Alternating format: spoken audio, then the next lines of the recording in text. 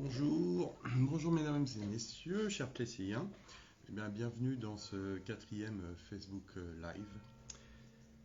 Nous avons reçu quelques questions ce soir, donc n'hésitez pas à réagir également grâce à ce live.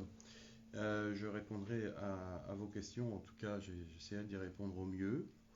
Nous avons reçu alors quelques questions on va dire, d'actualité en ce moment. Ce sont les espaces verts. Les pelouses, pourquoi ne sont-elles pas tondues partout comme d'habitude, alors au parc ou dans d'autres espaces. Alors, on est souvent beaucoup sollicité en ce moment sur ces questions-là. Et puis là, c'est l'occasion de vous répondre de manière beaucoup plus globale. Euh, nous avons fait un choix, puisque si ce n'est pas tondu, alors c'est pas toujours involontaire. Alors je m'explique. Afin de favoriser la réintroduction de la biodiversité en ville, qui souffre beaucoup par le monde et aussi en France, le choix a été fait de faire ce qu'on appelle de la gestion différenciée des espaces verts. La gestion différenciée, ça consiste à, par endroit, ne pas tondre systématiquement, comme on pouvait le faire préalablement. Nous avons abandonné l'usage des phytosanitaires depuis de très nombreuses années maintenant. On passe à une étape supérieure, qui consiste à laisser reposer la nature simplement dans des espaces décrits. Alors c'est une phase d'apprentissage parce que nos équipes ne sont pas encore complètement familiarisées avec cela, et on est en train d'ajuster les endroits où on souhaite conserver malgré tout un traitement habituel, et puis les endroits où on souhaite pouvoir ne pas tondre toute l'année, tous les 15 jours en période de forte chaleur et pluie, comme en ce moment où les choses sont très accélérées, hein. Pluie, soleil, l'herbe pousse très vite, les haies poussent très vite. Pour les haies, on fait attention aussi à ne pas les tailler au moment de nidification des oiseaux. Les oiseaux en ville, vous le savez, enfin, si vous ne le savez pas, je vais vous l'apprendre, tendent à disparaître ou à être en population nettement dégradée. Donc, du coup, il y a un endroit où les oiseaux vivent, à part dans les arbres, c'est aussi dans les haies. Donc, ça dépend des espèces. Et on a fait passer une petite information à ce sujet.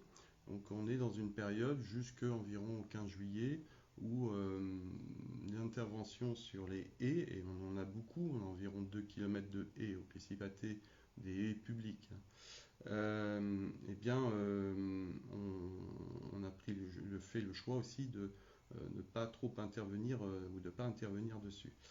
Alors il y a des endroits où on va continuer comme avant, et des endroits où on va simplement délimiter. Alors ça a déjà commencé par endroits, au parc notamment. On y est passé encore cet après-midi pour voir. Et puis autour du lac de la Rogère, il y a des ajustements que j'ai demandés,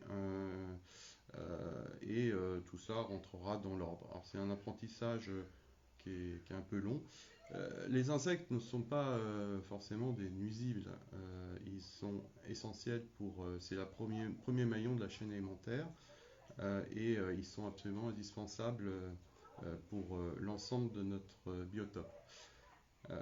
Voilà, donc il y a des panneaux qui vont être posés dans les espaces verts pour donner quelques explications, de façon à ce que vous puissiez appréhender euh, cette nouvelle pratique.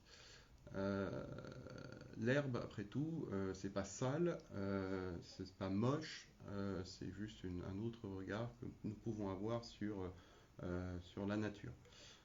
Voilà, donc ce que je peux vous répondre, c'est pas simple, hein, parce qu'on est sous pression, parce qu'il y a des gens parfois très virulents qui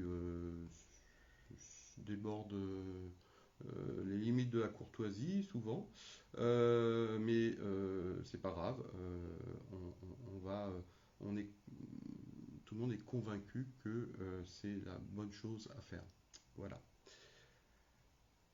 J'ai reçu, alors encore un sujet un petit peu récurrent aussi. Une dame, Karine, me parle de la vitesse sur. Alors là, elle parle de l'avenue de la Rogère, mais on peut parler d'autres voiries, c'est un peu général. Cet après-midi, j'étais avec le maire d'une autre commune de Cœur-d'Essonne et il m'évoquait avec moi également dans sa ville les problématiques qu'il rencontrait. Donc c'est général, hélas. Donc cette dame, je remercie, nous expliquait que bon, elle, elle concevait que c'était quelque chose de difficile à appréhender. Oui, ça l'est, puisque depuis plus de 10 ans, nous avons réalisé de nombre d'aménagements pour réduire la vitesse des véhicules en ville qui sont assez considérables, avec des dodanes. C'est pas tout à fait fini. Il y en a au moins un qui est encore prévu, c'est à l'entrée de la rue Ravel, qui est programmé sur le budget voirie de cette année. Mais voilà, on a fait tout un tas de dispositifs, des chicanes, et que sais-je encore. Euh, et donc, y compris dans l'avenue du Parc. Euh, et en fait, euh, on a passé la ville en ville 30, des panneaux un peu partout. Voilà, donc qu'est-ce qu'on peut faire de plus? On peut faire des choses en plus. Il est prévu de renforcer, comme je l'avais dit dans un précédent Facebook Live, dès cette année, de renforcer la signalétique au sol pour faire respecter la zone 30. Ensuite, nous avons tous les itinéraires cyclables qui vont se mettre en œuvre et qui vont contribuer à faire comprendre aux automobilistes que la voirie n'est pas un lieu où on peut faire tout et n'importe quoi.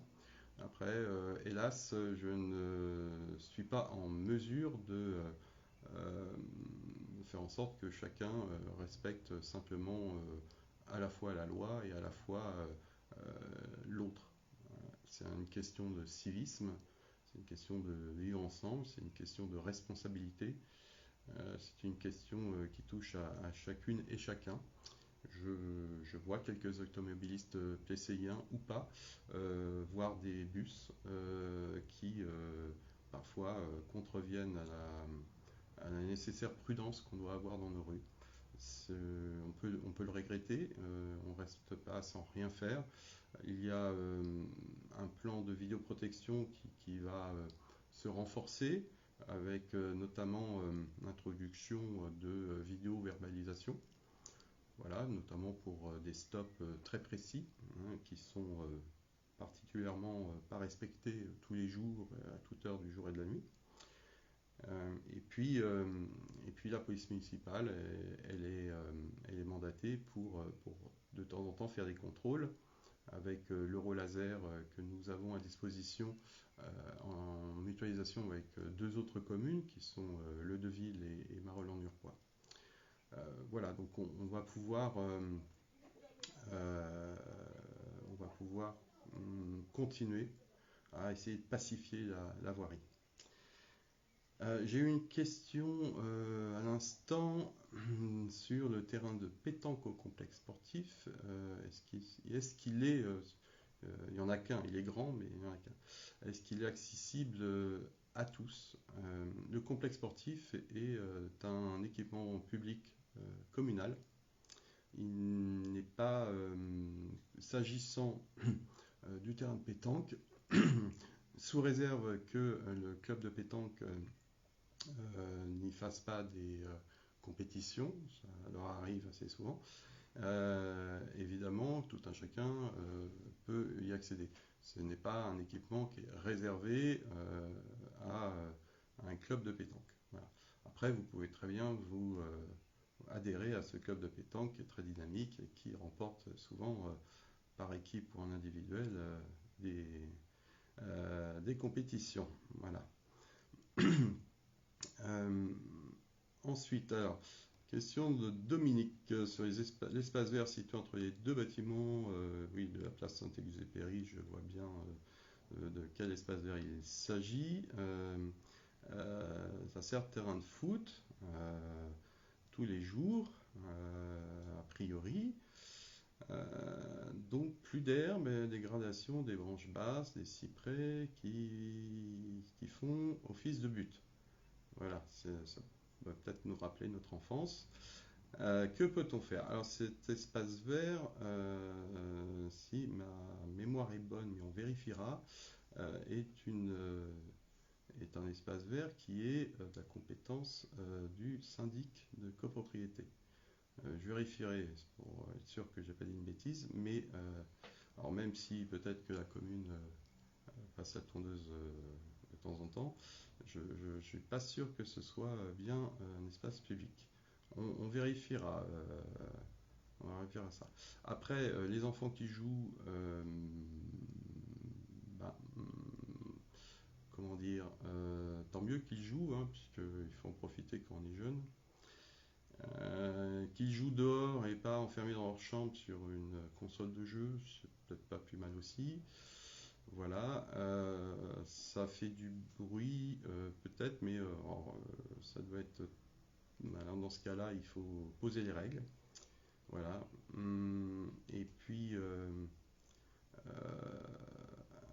Et donc Loïc s'est renseigné, a priori c'est communal. Bon. En tout cas, donc c'est qu'elle m'écoute, c'est bien. Bonsoir. En tout cas, qu'est-ce qu'on peut faire? On n'interdit pas aux enfants de jouer dans l'espace public ou dehors. Tant qu'il ne se met pas en danger, tant qu'il ne commet pas de dégradation et tant que ces jeux n'apportent pas des nuisances excessives. Voilà. Donc, on peut simplement rappeler les règles tout simplement de communauté. La communauté, c'est quand on fait en sorte de ne pas gêner excessivement ses voisins ou les riverains. Voilà. Donc, on pourra en discuter entre nous, Madame Gobert, pour voir à quel moment ça se produit. Quand je passe à la Rogère, j'en ai pas encore vu des enfants jouer là-dessus, mais ça va être le soir, je suppose, ou le mercredi. Il y a donc toujours Karine qui a posé une question sur pourrait-on organiser une demi-journée de ramassage des déchets dans la ville. Alors une demi-journée, ça va peut-être être long parce qu'en fait, il y a eu des initiatives de fête sur ce thème, notamment avec les enfants du conseil municipal des enfants. Ils souhaitaient organiser une grande journée de ramassage. Bon, le Covid est arrivé qui a mis tous ces projets en suspens. Voilà, donc bon, ça peut être plutôt une bonne idée. Ceci dit, toutes les fois où on a voulu le faire, on n'avait pas grand-chose à ramasser. On l'a fait en externe au village, sur les bords de voirie. Donc cette fois-là, la présence des enfants est proscrite parce que ça peut être dangereux. C'est des routes où on peut rouler à 80. Ça a été fait pendant le Clean Day, il y a quelques mois. C'est peut-être à renouveler. Ceci, là, on vient de prendre une délibération au conseil municipal pour s'emparer d'une réforme de la loi qui a été faite récemment par le législateur à la demande quasi unanime des maires de France. Et je me suis associé pour demander un renforcement de la répression sur les dépôts sauvages. J'en profite pour en parler puisque préalablement les sanctions courues étaient parfois trop faibles. En tout cas, ne répondaient pas à nécessaire respect, au respect du fait que tout simplement on n'abandonne pas ces déchets ailleurs que dans une poubelle ou une déchetterie. Voilà. Donc nous avons pris une délibération. Les amendes aujourd'hui peuvent aller de 500 € à 15 000 €. Voilà, donc on va faire la publicité de cette délibération. Et pour ceux qui se feront attraper, ça risque de leur coûter très cher parce que ça suffit. Et alors pour les petits déchets, on va dire du quotidien qui demeurent, hein, puisqu'il y a des gens soit étourdis, soit peu respectueux de leur environnement, ceux-là, ils sont passibles d'amende également. Je sais que les services techniques assurent un nettoyage quotidien sur la ville et je les en remercie. Donc c'est quelque chose qu'on poursuit. Après, qu'on fasse une journée ramassage, moi je suis complètement favorable. Je pense qu'on pourra faire ça dans les mois qui arrivent. Voilà, et notamment avec les enfants du CME. J'ai une... Alors, on me demande si je compte mettre un pot de fleurs sur les supports à l'entrée du Plessis entre l'école et le complexe sportif. Alors, des bacs à fleurs. Il y en a eu par le passé, il y a fort longtemps. Je vois bien, je vois bien où ça se situe. Voilà, il y avait même des lettres d'apposées qui ont été au fur et à mesure dégradées. Donc pour le moment, on n'a pas remis de bac à fleurs. Voilà, mais effectivement, c'est très joli. Je pense que ça peut être complètement envisagé de réintroduire du bac à fleurs. Bon, puisque maintenant aussi on va avoir un renforcement des caméras, ça nous permettra aussi de faire en sorte qu'on arrête avec ces personnes qui, la nuit, s'amusaient parfois, pas souvent et là, heureusement, mais s'amusaient parfois à faire des batailles de mottes de terre à coups de fleurs. Et c'est assez désagréable de voir des idiots gâcher le travail de personnes et dégrader l'image de la ville dans laquelle ils habitent. Euh, donc moi je retiens l'idée de réintroduire des pots de fleurs. On va en parler avec les élus. Alors, GG, avez-vous fait un traitement contre les moustiques cette année? Voilà. Oui, bien sûr. On en a assuré d'ailleurs l'information dans le Facebook du Plessis-Pathé et dans le journal. Et puis il y a un document de 4 pages qui est en cours d'acheminement dans vos boîtes aux lettres, et qui a d'ailleurs commencé à être acheminé, qui explique d'abord ce qu'on fait tous les ans depuis de nombreuses années. Le Plessis-Pathé a été une des premières communes en Essonne à s'intéresser à la problématique des moustiques et à la surveillance de l'absence, puisqu'on a toujours une absence aujourd'hui du moustique tigre, voilà, qui pose des problèmes de santé. Et tout comme les chenilles processionnaires, là, on a été la première commune en Essonne à s'intéresser à ce fléau. Et je dois dire que pour le moment, on obtient de très très bons résultats. Pour les moustiques,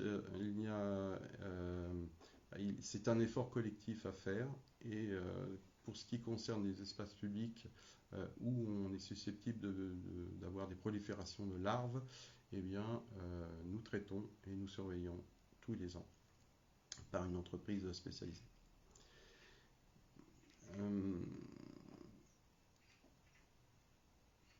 Alors, oui, Morgane qui me parle de nuisances sonores qui vient d'un logement, c'est pas la résidence, c'est euh, un logement de la résidence des Noisetiers. Bon, j'ai convoqué les personnes en question. Ils sont venus à la deuxième convocation avec 1 heure de retard. Voilà, et comme le rendez-vous n'était pas satisfaisant, j'aurais promis d'aller, enfin promis, c'est, ils ne le souhaitaient pas, hein, c'est moi qui vais le faire, je vais aller chez eux, accompagné de la police municipale pour leur rappeler les règles. J'ai écrit au bailleur également pour faire en sorte qu'il puisse, s'il en était besoin, qu'il puisse faire une prise en compte d'une clause résolutoire du bail qui consiste tout simplement à rompre le bail au motif qu'il trouble le voisinage. Voilà. Donc, alors les voisins, il y a une voisine qui jette quotidiennement ses ordures dans les poubelles du voisinage. Alors, tant qu'elle les jette dans une poubelle, c'est déjà bien. Euh, donc, est-ce grave? Je pose la question à Elodie. C'est grave, madame? Je ne sais pas. Après, je suppose que cette personne a ses propres poubelles. Voilà, mais on n'a pas une redevance d'enlèvement des ordures à la pesée, hein, donc c'est pas parce que le voisin met ses poubelles dans la vôtre que vous allez payer plus cher. Voilà, il y a des villes où ça se passe comme ça.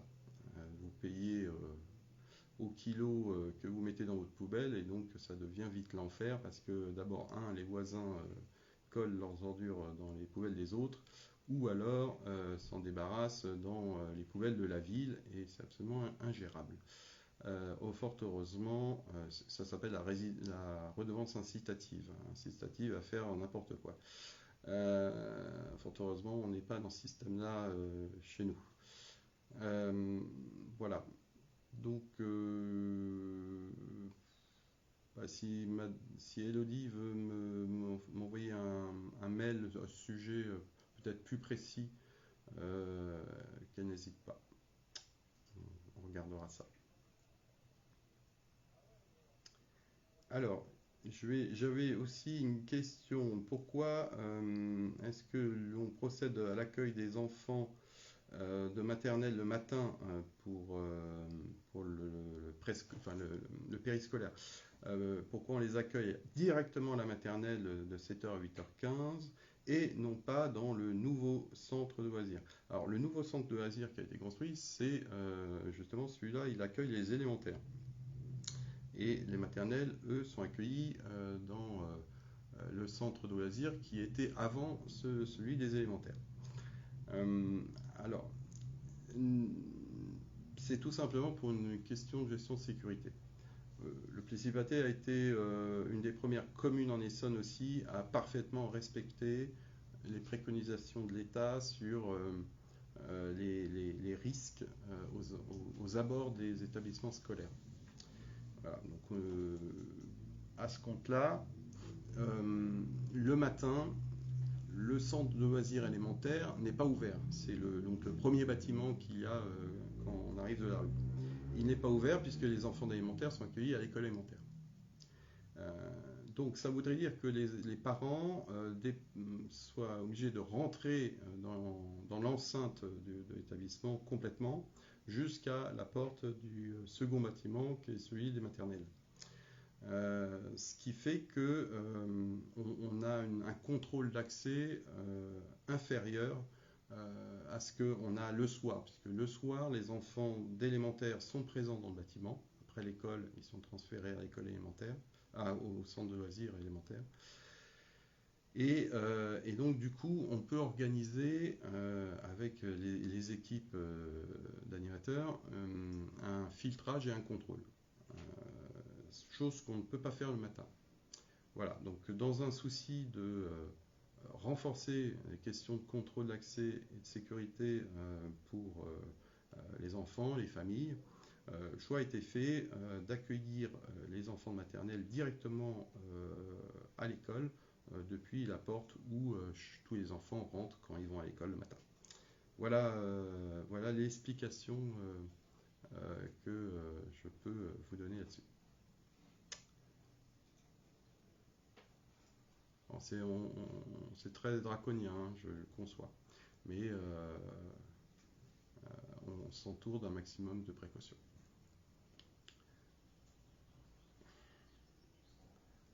Alors, je ne sais pas s'il y a d'autres questions, et pour l'instant, je n'en ai pas d'autres.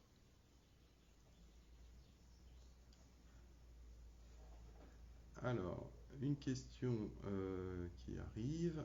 Quelles informations pouvons-nous donner sur le chantier rue de 11 novembre? Alors, rue de 11 novembre, c'est la rue qui borde le monument aux morts, ben, justement en face de l'accueil de loisirs. Alors, vous avez vu, il y a un chantier qui commence par une démolition. Une démolition d'une propriété.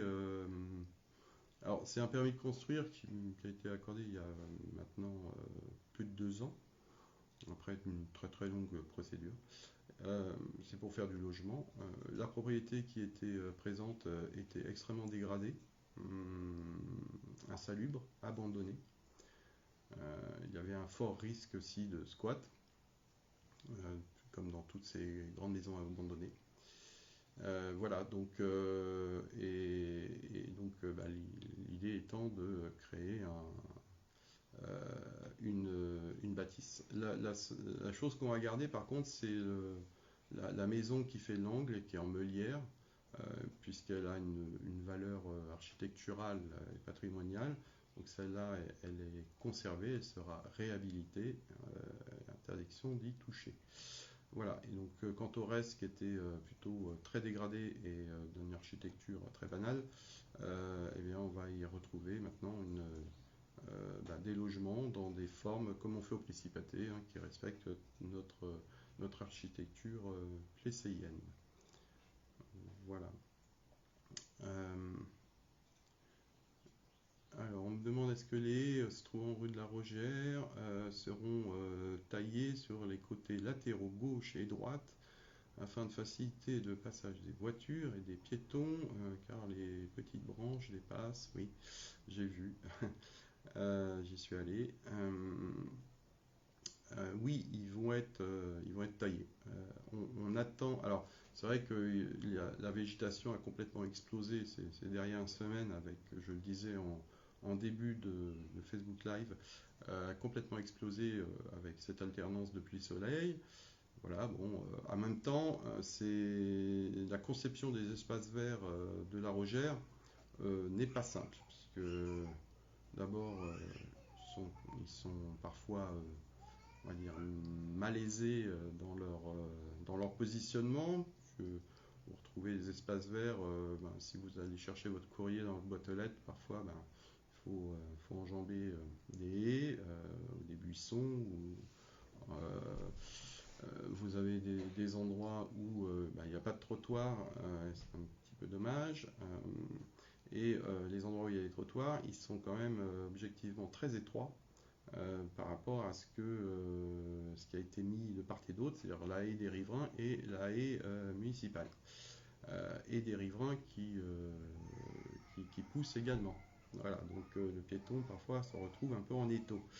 Et j'ai bien vu. Alors que c'est désagréable quand il pleut d'ailleurs. Donc ils vont être taillés, évidemment, comme tous les ans.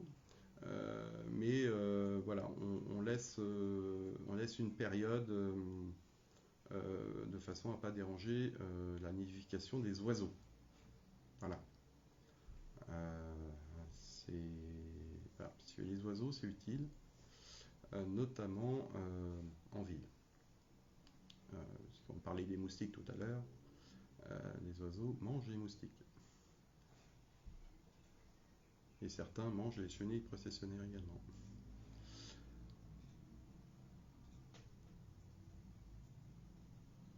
Alors, une question, je voulais savoir si Orange a toujours le monopole sur Plessis.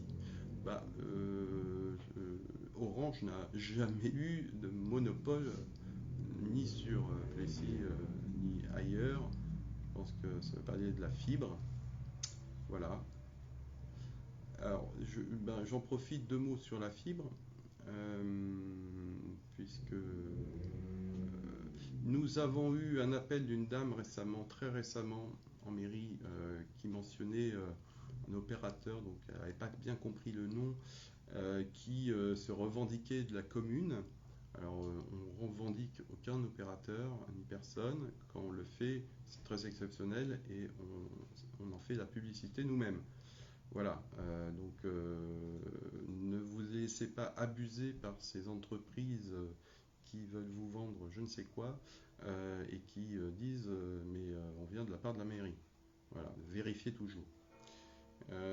Ensuite, sur la fibre, j'ai signé un arrêté, c'est-à-dire c'est un acte juridique, aujourd'hui même, pour contraindre, obliger tout intervenant sur le réseau fibre à se déclarer en mairie et obtenir une autorisation de faire son travail. Parce que d'un point de vue national, je ne parle pas que de notre commune, ni que des communes de l'agglomération, mais d'un point de vue national, aujourd'hui, on a une énorme recrudescence de dysfonctionnement sur les réseaux fibres de la part, on va dire, de techniciens peut-être inexpérimentés, voire particulièrement inefficaces, qui passent leur temps à mettre le bazar dans les réseaux. L'ouverture à la concurrence des réseaux téléphoniques, et donc c'est valable pour la fibre, fait qu'aujourd'hui, il y a énormément d'opérateurs qui font un peu. Alors, il y a les pubs à la télé d'un côté, et puis de l'autre, il y a la vraie vie, avec des gens pas toujours formés, pas toujours informés, qui nous font un peu n'importe quoi. L'opérateur Covage, qui lui est chargé de l'infrastructure globale du réseau, vient d'être racheté par SFR. Le président de l'agglomération nous a indiqué dernièrement que cette société aurait pris une très très grosse amende. Quand je dis très grosse, c'est en plusieurs millions d'euros. Bon, je n'ai pas l'information officielle, donc c'est au conditionnel. Mais on a vraiment un énorme souci à l'échelle française. Voilà, donc en espérant que tout ça se calme. Et donc là, j'ai pris cet arrêté pour faire en sorte de contraindre ces gens. D'abord, qu'on sache qui est venu faire quoi, parce que s'ils font des bêtises, on leur demandera des comptes. Voilà, donc c'est extrêmement pénible. Voilà, surtout en ces périodes de télétravail.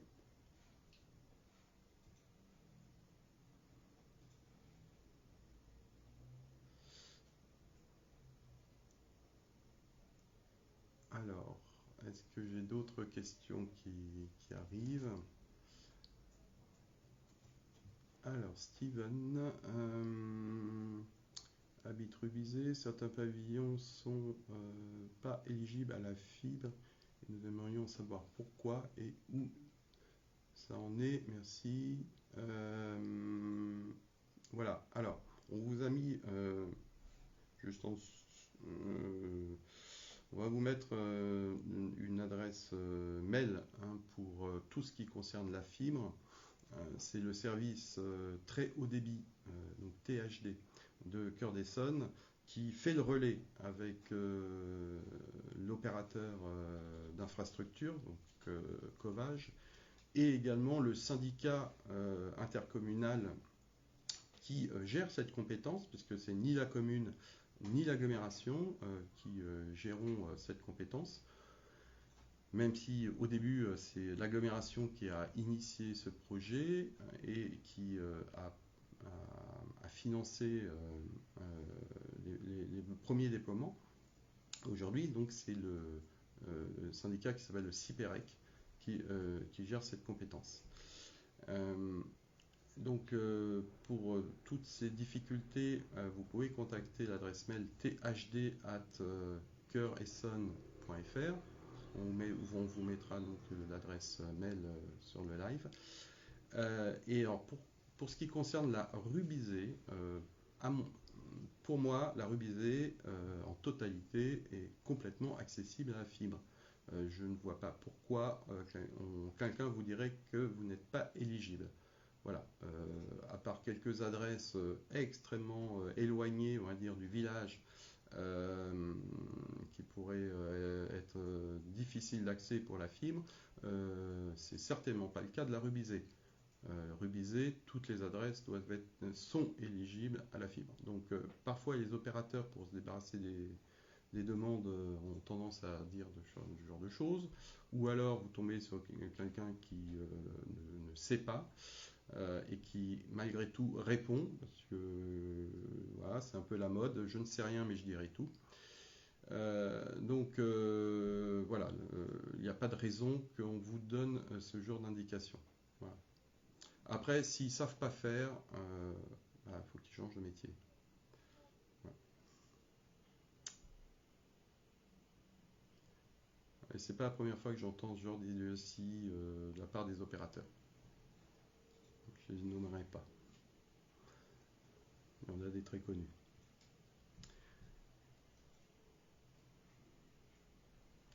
Alors j'en profite aussi pour dire qu'il n'y a aucune corrélation entre la performance du réseau fibre et le fait que la ville soit lauréate du concours national Ville Internet avec 4 arrobases.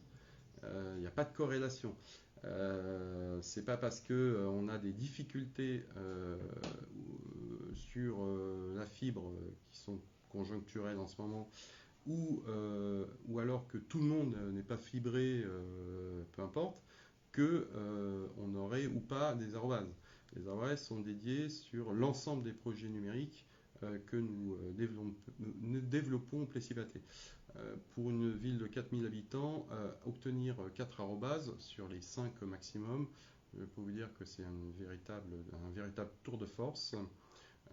Le Facebook Live que nous faisons ce soir ensemble, eh bien, c'est par exemple un des critères de l'obtention de ces arrobases. Mais il en faut des dizaines et des dizaines, puisque nous avons près de 200 actions numériques qui font que nous avons été récompensés. Voilà.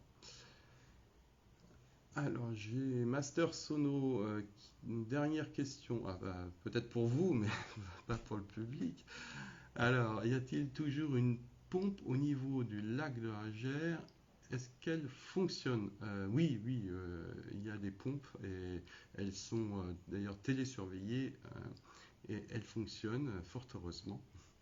Voilà, donc, mais ça n'empêche pas que le niveau du lac de la Rogère, qui est un lac artificiel pour justement gérer l'eau pluviale, et également les écoulements des drains agricoles qui sont sous les champs. Sous les champs, il y a des tuyaux qui captent l'eau également, qui permet de ne pas avoir des trous d'eau partout dans les champs, parce que à la place de faire de l'orge, on pourrait faire du cresson ou du riz.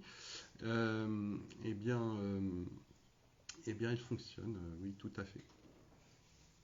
Alors parfois ça tombe en panne, hein, mais il y a une télémaintenance qui fait que on le sait très vite et il y a très vite une intervention dessus. Voilà.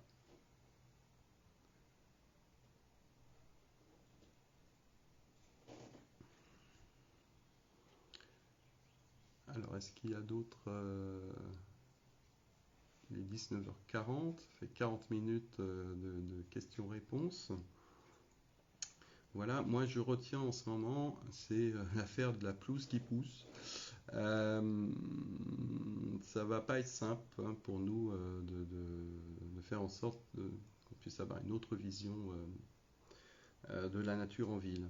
Voilà, la nature en ville, c'est pas une pelouse tondue tous les 15 jours à ras et des haies façon parc de Versailles. Ça, c'est pas la nature. Voilà, c'est autre chose. C'est sans doute esthétique pour certains, mais c'est certainement pas de la nature. C'est vert, c'est tout.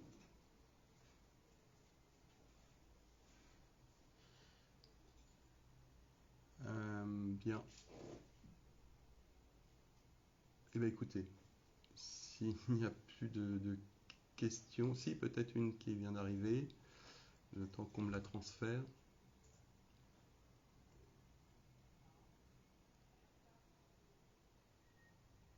Alors, Morgane qui nous demande comment avancent les travaux à côté de la médiathèque. Ils avancent. Ça n'a pas l'air comme ça, mais ils avancent. Ils sont dans le calendrier qui est fixé. Voilà. Donc c'est tout ce travail préparatif. Au début, un chantier comme ça, on voit, il y a plein de choses qui se font, mais on ne voit pas forcément. La préparation des fondations, la préparation des réseaux, qui sont des moments importants. Et puis ensuite, on voit s'élever le bâtiment, et puis tout à coup, on a l'impression qu'il ne se passe plus rien parce que c'est à l'intérieur que ça se passe. Voilà, donc, mais ça avance. Voilà. Donc rendez-vous dans environ 18 mois, c'est long.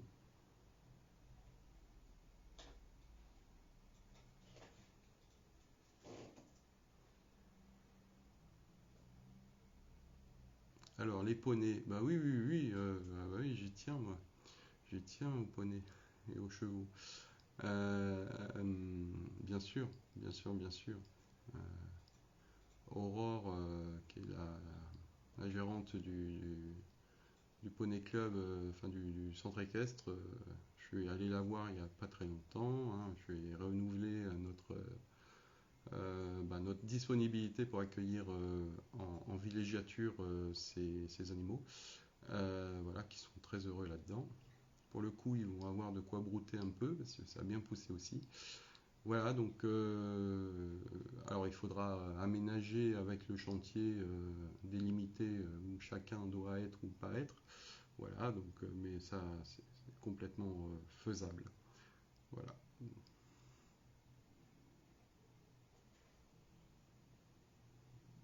bien. Bah, écoutez, merci, merci à toutes et tous de votre attention, de vos questions. Je ne sais pas si j'ai pu répondre comme vous l'attendiez, c'est possible que non. Mais chemin faisant, peut-être chacun fera comment, une sorte de compréhension mutuelle. Parce que les espaces verts, nous on y tient, on tient beaucoup à ce que le Plessis-Pâté reste une ville agréable et verte. Voilà, on est toujours très content d'avoir des espaces verts et on y tient. Euh, et puis, il y a eu une grande diversité de questions, des questions intéressantes et pertinentes. Et sur la vitesse, eh bien, écoutez, sur la vitesse, on continuera d'œuvrer pour faire en sorte que les gens finissent par comprendre. Et je disais à mon collègue cet après-midi, un collègue maire, sur le sujet, je lui ai dit François, il faudrait qu'on trouve un économiste qui puisse nous calculer par an les dizaines ou centaines de millions d'euros qu'en France nous dépensons pour simplement faire en sorte que les gens respectent la loi. Je ne parle même pas des bandits, je parle juste des incivilités du quotidien. Voilà, donc je pense qu'il y aurait moyen de baisser la TVA pour tout le monde si on arrêtait de dépenser des dizaines, des centaines de millions d'euros dans notre pays pour juste être raisonnable. Alors peut-être une dernière question de Gilles. Y a-t-il un moyen d'avoir un éclairage public moins intensif ou du moins concernant la résidence du Bosquet? Euh, alors je connais un candélabre dans au Bosquet qui effectivement il a une ampoule très forte. Trop, beaucoup trop. Euh, Après, baisser l'intensité lumineuse, moi j'y suis toujours favorable. Et c'est le cas, on ne s'en aperçoit pas forcément, mais c'est le cas en nuit profonde. C'est-à-dire à partir de 23 heures, ou même parfois plus tard. Et sur les nouveaux systèmes qui sont mis en œuvre, il y a un abaissement de l'intensité lumineuse. Euh, voilà, donc, et puis il y a un remplacement systématique de l'ensemble des luminaires, enfin des ampoules en tout cas, par des systèmes LED. Ça fait faire énormément d'économies et puis ça permet de mieux réguler les intensités lumineuses.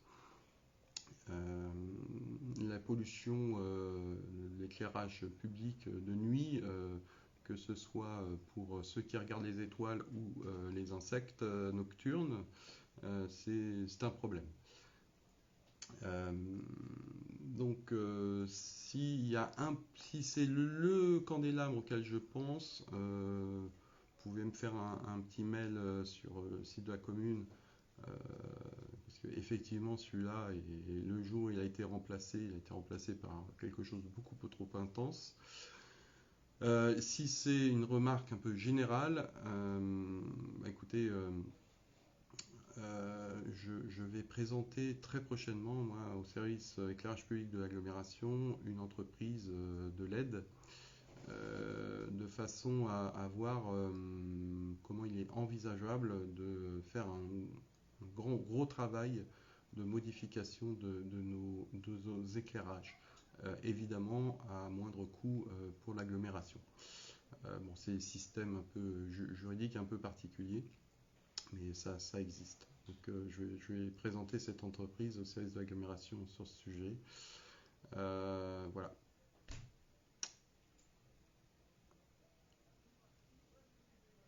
Mais Gilles, faites-moi un mail. Alors n'hésitez pas, hein. Alors j'ai un peu de retard sur la réponse à diverses questions en ce moment parce que vous étiez bien occupé avec plein de choses. Mais on essaye, autant que faire se peut, de répondre à toutes les questions qui nous arrivent par mail ou sur Facebook, y compris le dimanche après-midi ou dans les longues soirées d'été. Voilà, on essaye de vous répondre, pas en temps réel, quoique, mais on essaye de vous répondre au maximum.